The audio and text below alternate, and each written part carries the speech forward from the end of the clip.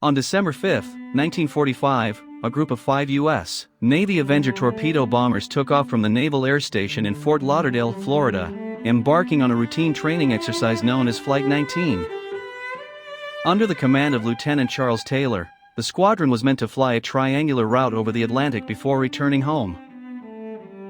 However, shortly after their departure, the flight encountered mysterious problems. Taylor reported his compasses were malfunctioning, leaving the pilots disoriented and unable to determine their position.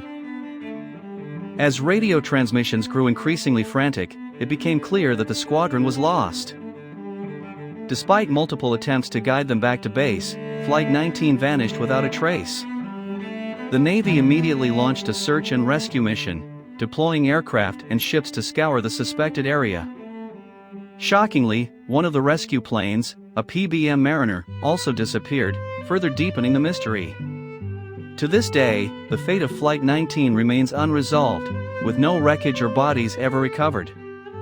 Various theories attempt to explain the incident, ranging from navigational errors exacerbated by magnetic anomalies to more sensational claims of alien abduction.